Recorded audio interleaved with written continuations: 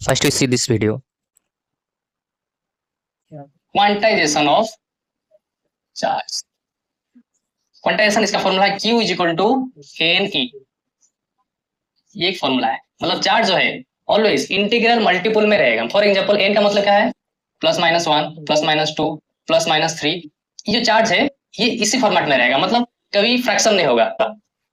तो आइए समझते हैं ऐसा क्यों होता है। ये एक मटेरियल ए है, ये मान लीजिए, और एक मटेरियल बी है। इसमें बहुत सारा आटम है, मान लीजिए 10⁻22 32 कुछ भी है। तो आटम का आउटर मोस्ट शेल में हमको पता है इलेक्ट्रॉन रहता है, जैसे यहाँ पर भी बहुत सारा आटम है। तो मान लीजिए एक लाइट एक पर्टिकुलर फ्रीक्वेंसी में उसके ऊपर गिरा है, तो आउटर मोस्ट शेल में जो इलेक्ट्रॉन है वो बाहर निकल जाता है। तब जब बाहर निकलता है तो और एक मटेरियल चाहिए, वहाँ पर जाके बसेगा। तो दूसरा मटेरियल में ये इलेक्ट्रॉन क्या होता है ना, बच जाता है। तो इसमें क्या होता है कि यहाँ एक इलेक्ट्रॉन डेफिशिएंसी होता है और एक प्रोटॉन बढ़ जाता है,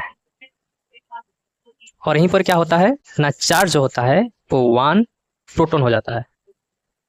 और यहाँ क्या होता है, इलेक्ट्रॉन गेन करता है, ये क्या होता है नेगेटिव हो जाता है। तो इसका Q जो है -1 E, यहाँ नेगेटिव हो जाता है Q। तो जब इलेक्ट्रॉन निकलता है तो 1 इलेक्ट्रॉन 2 इलेक्ट्रॉन ऐसा निकलेगा, कभी तो आधा इलेक्ट्रॉन या 1/4 इलेक्ट्रॉन नहीं निकलेगा। इसलिए हम लोग बोलते हैं Q जो है वो इंटीग्रल मल्टीपल ऑफ E होता है। यहाँ पर n का जो वैल्यू होता है +-1 +-2 +-3 ऐसा होता है, कभी n का वैल्यू फ्रैक्शन नहीं होगा।